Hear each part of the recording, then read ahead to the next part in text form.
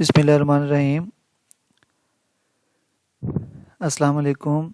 Dear students, welcome all of you on behalf of Oriental College of Science and Commerce Attak. I am your lecturer Muhammad Mujahid Riaz. We are going to study the subject of Principles of Accounting for class ICOM part 2, and the today's topic is Single Entry System, and we are going to study our lecture number 2 on this topic. In this lecture, we will study the solution of problem number 1 of the same chapter. Dear students, the question appeared on your book is like the image on the screen here. A trader keeps his books by single entry method. His position on 31st December 2004 was as follows. ये 31 दिसंबर 2004 पे position बताई गई है. Cashier bank asset है, stock asset है, debtors asset है, machinery asset है और क्रेडिटर्स लाइबिलिटी है 23,000. उसी के साथ लिखा गया इस position on 31 December 2005 was as follows. Cashier bank 4,000, stock 25,000, यो क्लोजिंग स्टॉक होगा. डेटर्स ये सारे क्लोजिंग एसेट्स हैं. Machinery 45,000, creditors 25,000. इसके अलावा एसेट्स और लाइबिलिटीज़ देखें. ओपनिंग में भी एसेट लाइबिलिटीज़ दी गई हैं. ये 31 दिसंबर 2005 जो क्लोजिंग बनेगा इसमें भी एसेट और लाइबिलिटीज़ दी गई हैं. इसके अलावा इन्फॉर्मेशन है during the year trader introduce 10,000 as further capital. ये एडिशनल कैपिटल होगा. एंड विड्रू ₹300 पर मंथ, और उसने 300 रुपये पर मंथ ड्राइंग्स भी की. तो ये ड्राइंग्स और ये जो एडिशनल कैपिटल है ये हम बाद में डिस्कस करेंगे इनको कहाँ लिखना है. अभी हम ये स्टेटमेंट ऑफ फेयर बनाएंगे जिसमें सारे एसेट और लाइबिलिटीज़ का जिक्र करना होता है. स्टेटमेंट ऑफ फेयर जो पहली बनती है वो ओपनिंग स्टेटमेंट ऑफ फेयर कहलाती है, बिकॉज ये 1 जनवरी 2005 यानी 31 दिसंबर 2004 ये 1 जनवरी 2005 एक ही बात है. इन दोनों में कोई डिफरेंस नहीं है. तो ओपनिंग के तमाम एसेट्स हम लिख देंगे बारी बारी. कैशियर बैंक 3,000, आप बुक सामने रखेंगे, बुक के ऊपर लिखी हुई amounts. Cashier bank 3,000, stock 20,000, debtors 30,000 and machinery 50,000. Creditors दिए हुए 23,000 रुपीज़ के.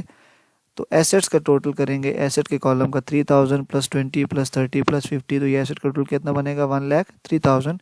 टोटल दोनों तरफ इक्वल करके अगर 23,000 माइनस करेंगे तो जो जवाब आएगा ये आपके सामने आ रहा है. ओपनिंग कैपिटल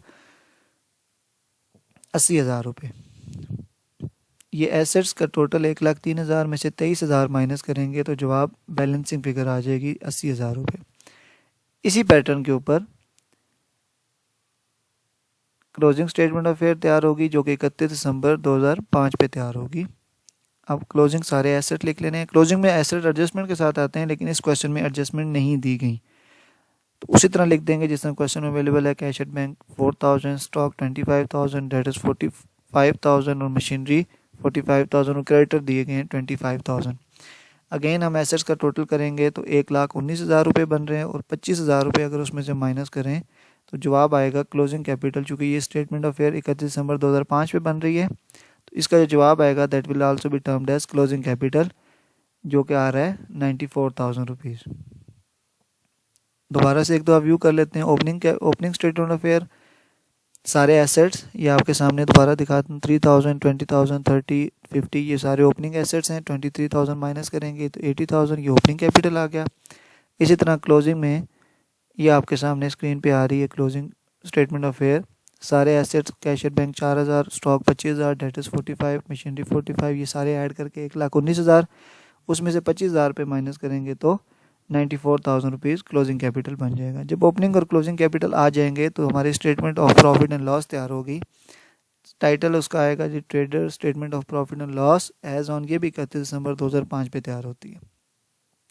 इसका फार्मूला हमने पहले लेक्चर में भी डिस्कस किया था. क्लोजिंग कैपिटल में ऐड होती हैं ड्राइंग्स जो कि 300 पर मंथ दी गई थी क्वेश्चन में. मल्टीप्लाई बाय 12 करेंगे तो साल की ड्राइंग निकल आएंगी 3,600 रुपीज़. उसमें से ओपनिंग कैपिटल माइनस करना है और एडिशनल कैपिटल जो क्वेश्चन में अवेलेबल था वो भी माइनस करना है. इस क्वेश्चन में इंटरेस्ट ऑन कैपिटल नहीं दिया हुआ, इसके बाद वो भी अगर होगा तो उसको भी माइनस करना होता है. तो 94,000 प्लस 3,600 माइनस 80,000 माइनस 10,000 का जो आंसर आ रहा है वो आपकी स्क्रीन पे नज़र आ रहा है जी 7,600. ये आपके सामने नज़र आ रहा है. ये बात उस दिन भी हुई थी पहले लेक्चर में कि अगर यहाँ पे प्लस में आंसर आए तो it will be termed as yes, क्या एज्यूम करेंगे इसको, नेट प्रॉफिट। और अगर ये आंसर नेगेटिव आ जाता सारे कैलकुलेशंस करने के बाद तो इसको क्या कंसिडर करेंगे, नेट लॉस। फिल वक्ती जो पहला सवाल है उसमें आंसर क्या आ रहा है 7600 और प्लस में है तो it will be termed as net profit. Dear students, ये तीनों स्क्रीन जो आपके सामने नज़र आएंगी इनको रोक के आपने अपने नोट्स बनाने हैं। ये पहली स्क्रीन, इसको आपने सामने रखना है, अपने इसका आंसर लिख लेना है। ये दूसरी स्क्रीन जिसमें क्लोजिंग स्टेटमेंट ऑफ फेयर तैयार हुई, इसका भी आपने अपने पास नोट कर लेना है इसको। और ये जो तीसरी स्क्रीन अभी कंप्लीट हुई है इसको भी आपने देखें। अभी आपके पास बड़ी सहूलत है, वीडियो को पॉज करें और अपना साथ साथ नोट्स तैयार करें। अपना बहुत सारा ख्याल रखिएगा, जहाँ पे हम वालिदैन के लिए दुआएं करते हैं वहाँ असातिज़ा को भी अपनी दुआओं में याद रखिएगा। अल्लाह हाफ़िज़, टेक केयर।